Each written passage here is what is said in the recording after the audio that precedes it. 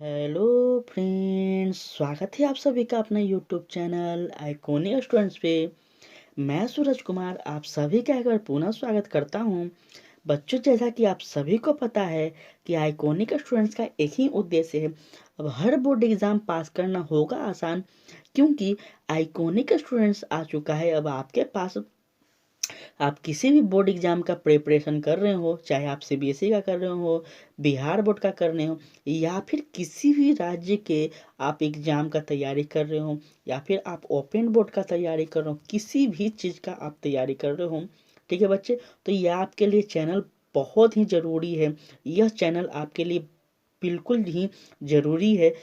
ठीक है, अगर आप बोर्ड स्टूडेंट बच्चे हैं, क्लास 10th या 12th के बच्चे हैं, 2023 में देने वाले हैं, 24 में देने वाले हैं, 25 में देने वाले हैं, तो बच्चे इस चैनल को आप बिना सोचे समझे ज़रूर से ज़रूर सब्सक्राइब कर लीजिए। देखिए, इस चैनल का सबसे इम्पोर्टेंट और सबसे बेहतरीन बात यह है कि आप किसी भी बोर्ड एग्जाम से तैयारी कर रहे हो, फर्क नहीं पड़ता। यहाँ पे सभी तरह के बच्चों को ध्यान में रखकर यहाँ पे लेक्चर लिया जाता है। सभी तरह के बच्चों को ध्यान में रखकर यहाँ पे उनके सिलेबस को देखकर लेक्चर लिया जाता है। साथ में यहाँ पे free of cost notes available करवाया जाता है, जो कि इस चैनल का सबसे बड़ा विशेषता है। ये चीज़ आपको कहीं भी यूट्यूब पे नहीं देखने को मिलेगा। इनफैक्ट आपको ऑफलाइन क्लास में भी देखने को नहीं मिलेगा। आपको ऑनलाइन बिना किसी तरह का खर्च का, बिना किसी तरह का पैसा का डिमांड किए बिना आपको नियंत्रण लेक्चर यहाँ पे क्लासेस ली जाएगी। आपका सारा सिलेबस कवर करवाया जाएगा और साथ में बच्चे आपको नोट्स अवेलेबल करवाया जाएगा। आप कहीं पे भी हों, आप आराम से वहाँ लेक्चर को देख सकते हैं और साथ में आप नोट्स के साथ अपने बोर्ड एग्जाम का तैयारी कर सकते हैं। आप अपने लक्ष्य की ओर बढ़ सकते हैं। यही आइकॉनिक स्टूडेंट्स का उद्देश्य है। ठीक है बच्चे, तो अभी तक चैनल को आपने सब्सक्राइब नहीं किया है तो प्लीज़ बच्चे आपसे रिक्वेस्ट है कि चैनल को सब्सक्राइब कर लें। अपने दोस्तों, भाई बहन जो भी हैं उन सभी तक इस चैनल के बारे में ज़रूर से बताएं, जो भी बोर्ड एग्जाम को देने वाले हैं, चाहे वो 10th का हो, 12th का हो।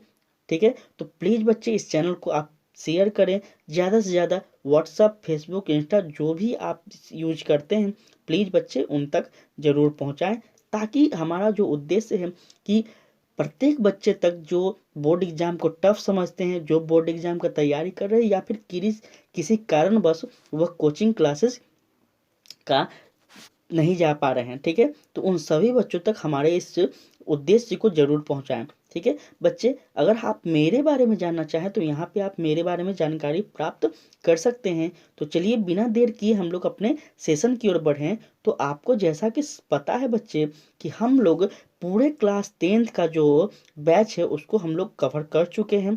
ठीक है, अब हम लोग क्या कर रहे हैं बच्चे, तो यूट्यूब पे सबसे इम्पोर्टेंट बात यह आपको बता दें कि यूट्यूब पे सबसे पहली बार आपको देखने को मिलेगा कि जो भी बिहार बोर्ड पूछा है, बिहार बोर्ड इतने वर्षों में जो कुछ भी पूछा है, 2002 2002 से 2003 के आसपास और वर्तमान 2022 तक बिहार बोर्ड ने जितने भी ऑब्जेक्टिव पूछे हैं, उन सभी ऑब्जेक्टिव का संग्रह आपको यहाँ पे बिना किसी शुल्क को आपको दिलाया जा रहा है, बिना किसी शुल्क के।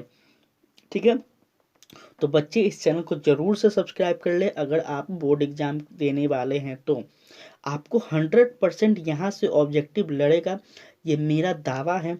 क्योंकि इतना वर्षों का जो हम आपको संग्रह दे रहे हैं, यह गेस पेपर से भी काम नहीं करेगा या मॉडल पेपर से भी काम नहीं करेगा। और काम करेगा तो 100% यही काम करेगा। क्योंकि बिहार बोर्ड हो या फिर कोई भी बोर्ड हो, कम से कम 10 से 15 वर्षों तक आप पुराना क्वेश्चन बैंक को पढ़ लेते हैं तो विश्वास कीजिए हमारा बोर्ड कहीं आसमान से क्वेश्चन नहीं लाता, उन्हीं क्वेश्चन को दोहराता है। ठीक है, तो बच्चे यहाँ पे आप कंसंट्रेट बनाए रखिए। दूसरा चीज़ है कि आप मेरा नोट्स पे कमांड बनाए रखें। मेरा नोट्स ही आपको सफलता दिला सकती है। मैं बार बार बोलता हूँ, मेरा नोट्स पे आप जरूर एक बार कमेंट देखें, एक बार उसको समझें, उसके बाद हमें कमेंट में बताएं। चलिए बिना देर किए हम अपने टॉपिक की ओर बढ़ते हैं। तो चलिए हम देखते हैं, सबसे पहला आज है जो कि यूरोप में राष्ट्रवाद। ठीक है बच्चे, अभी कहिएगा कि सर क्वेश्चन बैंक आप पढ़ा रहे हैं तो चैप्टर क्यों लिखे? तो बता दें बच्चे आपके लिए कि हम क्या किए हैं, क्वेश्चन बैंक में देखे हैं कि जो जो क्वेश्चन से कितना ज़्यादा क्वेश्चन पूछा गया है, ठीक है, जो जो चैप्टर से कितना ज़्यादा क्वेश्चन पूछा गया है, उसके बाद हम उसको चैप्टर वाइज क्रम वाइज आपको पढ़ाएंगे, ताकि आपको समझने में आसानी हो, आपको रट्टा ना मारना पड़े, आपको कन्फ्यूज़न ना हो। ठीक है, इसलिए हम काफ़ी ज़्यादा मेहनत करते हैं, सभी तरह के क्वेश्चन को पढ़कर उसके बाद उसके चैप्टर को मिलाते हैं कि किस चैप्टर से अधिक क्वेश्चन है।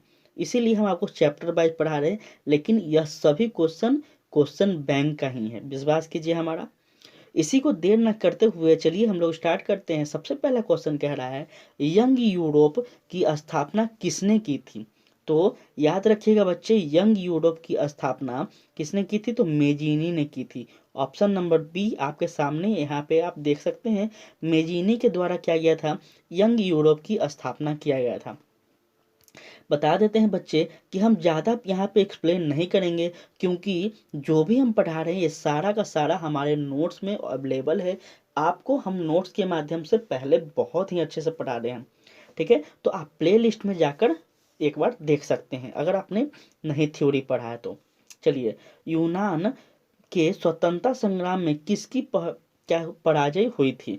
जो यूनान का स्वतंत्रता संग्राम हुआ था उसमें किसकी पराजय हुई थी बच्चे?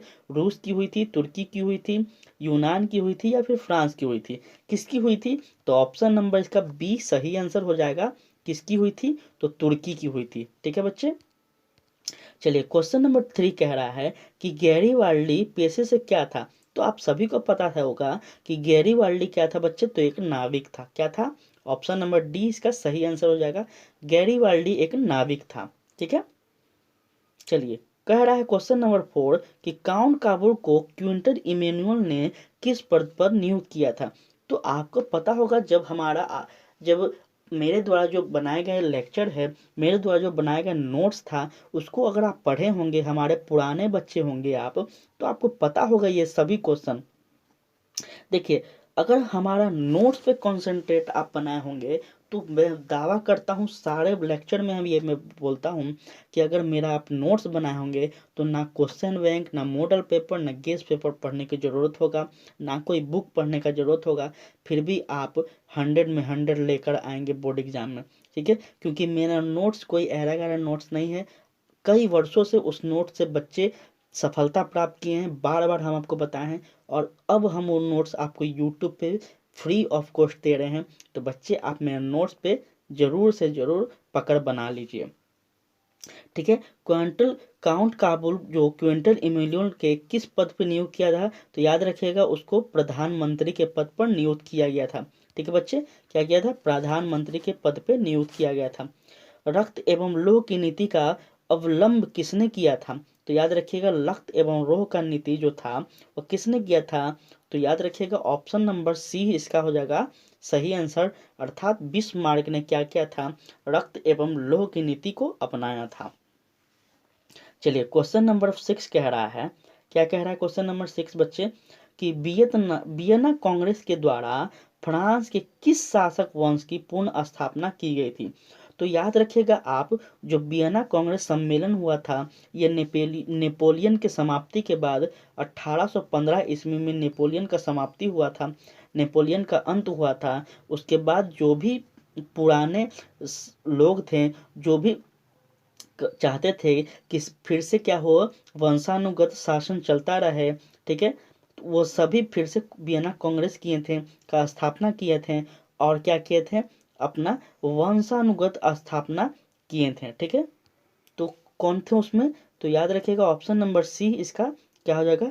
बुर्बो वंश का स्थापना किया गया था। ठीक है बच्चे, बुर्बो वंश का, ऑप्शन नंबर सी इसका सही आंसर होगा। चलिए फटाफट हम लोग आगे बात करें। क्वेश्चन नंबर 7 कह रहा है कि जर्मन राइन राज्य का निर्माण किसने किया था? तो याद रखिएगा बच्चे, जर्मन राइन का राज्य का जो स्थापना था वह किसने किया था? तो वह होगा आपका ऑप्शन नंबर बी इसका सही होगा, नेपोलियन बोनापार्ट के द्वारा किया गया था। ठीक है, जर्मन राइन का जो राज्य का स्थापना था वह नेपोलियन बोनापार्ट के द्वारा किया गया था। क्वेश्चन नंबर 8 है, मारियान किस देश के राष्ट्रगान की प्रतीक है? क्या फ्रांस था, इटली था, जर्मनी था, रूस था, कौन सा था बच्चे? तो मारियान जो है वह आपको ऑप्शन नंबर ए अर्थात फ्रांस का क्या था, राष्ट्रगान का प्रतीक था। ठीक है बच्चे, चलिए फटाफट हम लोग देर किए बिना आगे बढ़े। तो आगे देखते हैं 1830 की क्रांति के बाद फ्रांस में किस प्रकार का शासन स्थापित हुआ था। तो याद रखिएगा बच्चे, बहुत ज़्यादा इम्पोर्टेंट है। 1830 का जो क्रांति हुआ था वो हम आपको बहुत बहुत बहुत अच्छे से पढ़ाए हैं। तो याद रखिएगा उस क्रांति के बाद जो शासक का स्थापना हुआ था वह क्या था? तो संघीय शासन व्यवस्था का हुआ था, या गणराज्य हुआ था, या फिर संवैधानिक राजतंत्र हुआ था, या फिर निरंकुश राजतंत्र हुआ था। तो इसका सही आंसर हो जाएगा बच्चे ऑप्शन नंबर ए। ठीक है, क्या हुआ था? निरंकुश राजतंत्र का शासन का स्थापित हुआ था। ठीक है, चलिए चलिए फटाफट हम लोग क्वेश्चन नंबर 10 क्या कहता है कि एक्ट ऑफ यूनियन किस वर्ष पारित हुई थी? एक्ट ऑफ यूनियन किस वर्ष पारित हुई थी बच्चे?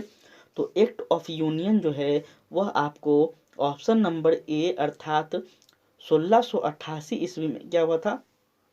1688 ईस्वी में क्या हुआ था? तो एक्ट ऑफ यूनियन पारित की गई थी। चलिए आगे है क्वेश्चन नंबर 11 क्या कह रहा है? क्वेश्चन नंबर 11 किस क्वेश्चन नंबर 11 कह रहा है सेडाओ के युद्ध में किसकी पराजय हुई थी? सेडाओ के युद्ध में क्या प्रसा की पराजय हुई थी, ऑस्ट्रिया की पराजय हुई थी, ऑस्ट्रिया की पराजय हुई थी, या फिर नेपुल्स की पराजय हुई थी? तो इसका सही आंसर आपको देखने को मिलेगा ऑप्शन नंबर सी, ऑस्ट्रिया की पराजय हुई थी। ठीक है बच्चे, देखिए आप क्वेश्चन पे पकड़ बनाए रखिएगा और आंसर पे आपको इसका सबका सेट आपको टेलीग्राम पे मिल जाएगा, तो वहां से आप रिवाइज करते रहिएगा। ठीक है बच्चे, चलिए आगे हम लोग बात करें तो आगे है क्वेश्चन नंबर 12 क्या कह रहा है कि किस युद्ध के बाद जर्मनी का एकीकरण पूरा हुआ? ठीक है, जो जर्मनी का एकीकरण में बाधा था वह किसके कौन सा ऐसा युद्ध था जिसके बाद जर्मनी का जो एकीकरण था उसको पूरा किया गया? क्या क्रीमिया का युद्ध था, सेडाओ का युद्ध था, प्रसा डेनमार्क का युद्ध था, या फिर सीडान का युद्ध था? तो याद रखिएगा option number C, sorry option number D इसका सही आंसर होगा, अर्थात सीडान का युद्ध जो था, इस युद्ध के बाद जर्मनी का एकीकरण क्या हुआ? पूर्ण हो पाया। ठीक है बच्चे, चलिए आगे हम लोग बात करें। आगे है क्वेश्चन नंबर 13 क्या कह रहा है भाई? तो नेपोलियन ने जर्मनी में किस संघ की स्थापना की? ठीक है, तो ट्रांसपेंडेंट संघ, या फिर सिसिल पाइन संघ, राइन संघ, या फिर इनमें से कोई नहीं? तो याद रखिएगा बच्चे, जो जर्मनी में नेपोलियन ने जो जर्मनी में संघ की स्थापना की थी वह क्या होता? तो राइन संघ की स्थापना की गई थी। ऑप्शन नंबर सी इसका सही आंसर होगा। क्वेश्चन नंबर 14 कह रहा है कि जोल्वेराइन की स्थापना किस राज्य में की? तो पर्सा, ऑस्ट्रिया, सार्डिनिया, या फिर फ्रांस? तो इसका सही आंसर आपको देखने को मिलेगा ऑप्शन नंबर ए, पर्सा। ठीक है, क्या है? पर्सा में क्या हुआ था? तो जोल्वेराइन की स्थापना हुई थी, राज्य की स्थापना हुई थी। यह राज्य का नाम है बच्चे। ठीक है, हंगरी की भाषा क्या थी? इतावली थी, मेग्यार थी, पोलिश थी, या फिर फ्रेंच थी? तो हंगरी की भाषा ऑप्शन नंबर बी क्या थी बच्चे? मेग्यार थी। ठीक है, क्या थी? मेगियार थी। याद रखिएगा आप लोग, और हंगरी की भाषा क्या थी? मेगियार थी। ठीक है, तो आज के लिए हम लोग इतना ही क्वेश्चन रहने देते हैं। ठीक है, 15 क्वेश्चन ही आज के लिए हम लोग रहने देते हैं। कल फिर हम लोग दूसरे चैप्टर का बात करेंगे। ठीक है, जिसमें हम लोग उसमें वेरी वेरी इंपॉर्टेंट क्वेश्चन को देखेंगे। ठीक है बच्चे, तो इन सभी क्वेश्चन को आप लोग रिवाइज करते रहिएगा, क्योंकि यह क्वेश्चन ना ही गेस पेपर ना ही मॉडल पेपर से पढ़ाया जा रहा है जो कि आने की संभावना हो या फिर आ सकती है। यह आपको बोर्ड के द्वारा बता रहे हैं, बोर्ड के द्वारा यह क्वेश्चन पूछा जा रहा है।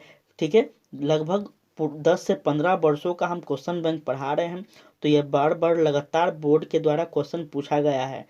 तो 100% ये सब आने की संभावना है। इसलिए बच्चे इसको आप लोग ज़रूर से ज़रूर देखें और उन सभी बच्चों तक पहुंचाएं जो बोर्ड एग्ज़ाम का इस बार तैयारी कर रहे हैं या फिर आने वाले समय में तैयारी करने वाले हैं। ठीक है बच्चे, तो चैनल को प्लीज़, अगर आपको यह वीडियो अच्छा लगा हो तो प्लीज़ चैनल को सब्सक्राइब कर दीजिएगा। अपना फीडबैक कमेंट में ज़रूर दीजिएगा बच्चे कि आपको यह वीडियो कैसा लगा, क्या यह वीडियो बनाने से आपको कोई हेल्प मिल पा रहा है या फिर नहीं। ठीक है, और आपको यह टेलीग्राम पे सेट मिल जाएगा, आप वहाँ से रिवाइज करते रहिएगा। कोई भी समस्या हो तो हमें बताइएगा। तब तक के लिए जय हिंद, जय भारत।